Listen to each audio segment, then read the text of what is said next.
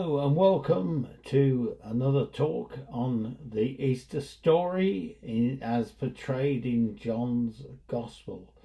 And now we're coming to the climax of our Easter story. And it's notable that none of the Gospel writers go into detail about the horrors of crucifixion. It was, of course, still a current punishment when the Gospels was written, and it was so horrific that it was not talked about in polite society.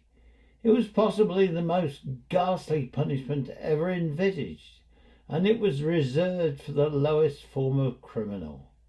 Often slaves and rebels were hung from crosses, and they were hung from crosses by the side of the road, exposed to the elements, and with their open wounds from previous floggings causing them untold agony. The sun would beat down on their flesh, and maggots and even birds would eat away at them. The Romans were saying that if you rebel against us, this is what will happen to you. And untold thousands were crucified by the Romans in their brutal rule over subjugated people. Mercy was a dirty word to the Romans, and crucifixion was the means by which they enforced their rule. And for the Jews, crucifixion had a double horror, because it meant that the man died under the curse of God, according to their scriptures, which said in Deuteronomy 21:23, "Cursed is the man who hangs on a tree." For them, therefore, to demand one of their own to be crucified was a deep shame upon this nation. It was unheard of. And so therefore, when we pick up the story of the crucifixion in John chapter 19 verse 1, we do so with a certain amount of trepidation. And then the governor Pilate had Jesus flogged with a lead-tipped whip. The soldiers wove a crown of thorns and put it on his head, and they put a purple robe on him, and "Hail, King of the Jews," they mocked as they slapped him across the face. Pilate went outside again and said to the people, "I'm going to bring him out to you now, but understand that I find him not guilty." Then Jesus came out wearing the crown of thorns and the purple robe, and Pilate said, "Look, here is the man." And when they saw him, the leading priests and temple guards began shouting, "Crucify him! Crucify him!"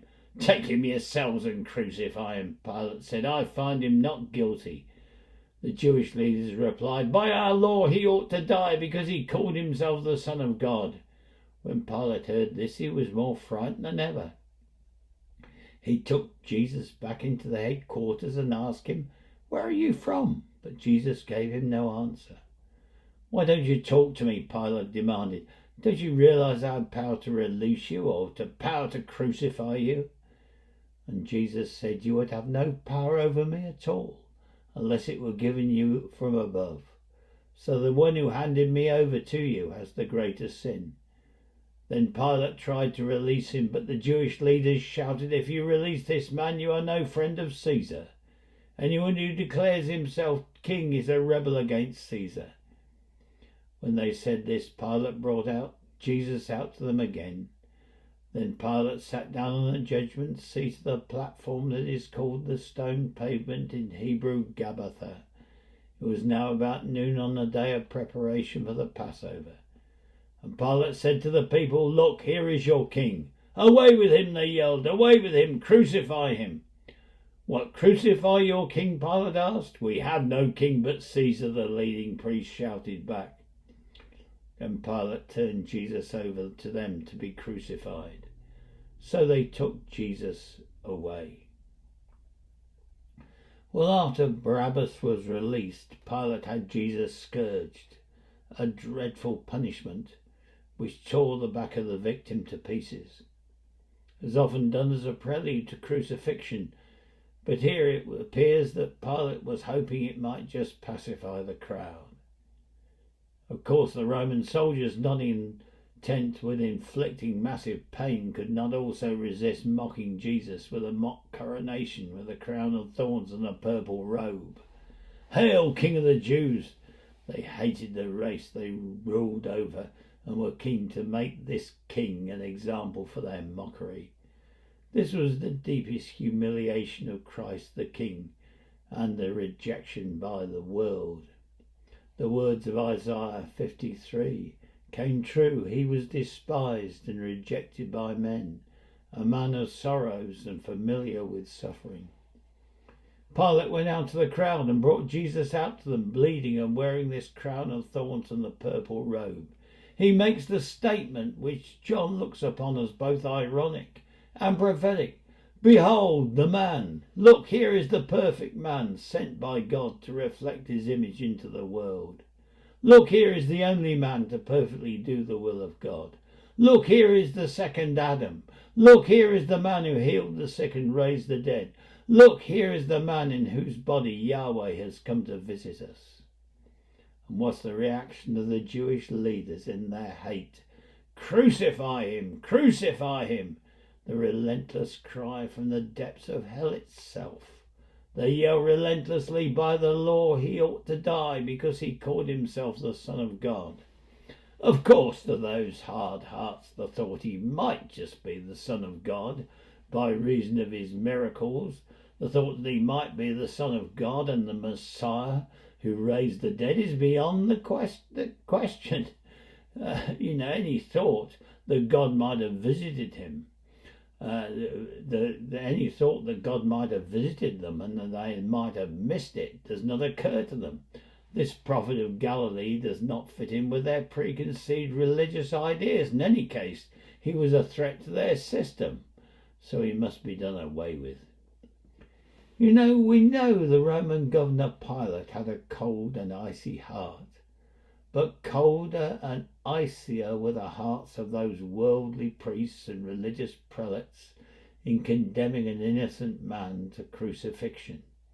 They were insisting that one of their own race be condemned to a death they regarded with horror, just to satisfy their own hate.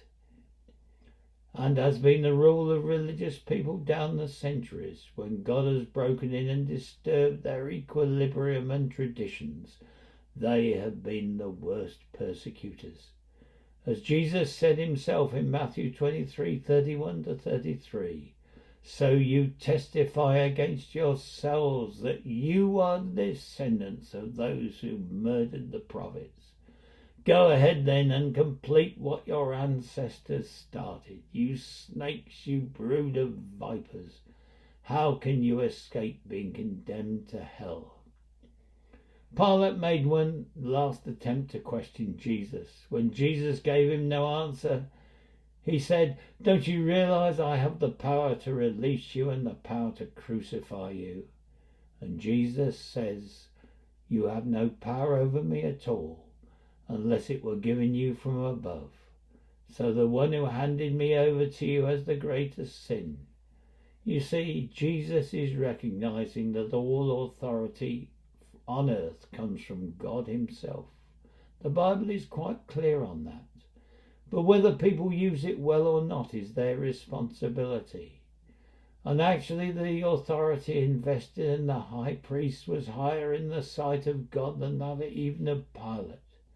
So they bore the greatest sin, and it was to come upon them. Israel as a nation was chosen by God to be the light to the other nations.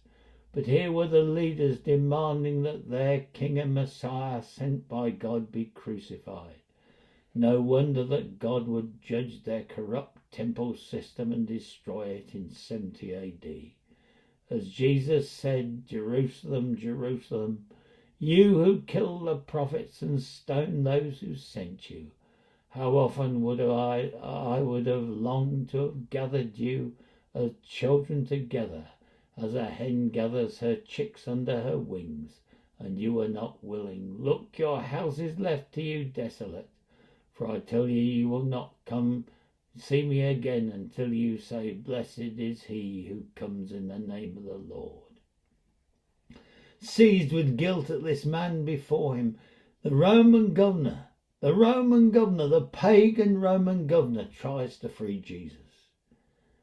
But the Jews are implacable in their hate and cunning, and they keep shouting, "If you let this man go, you are no friend of Caesar.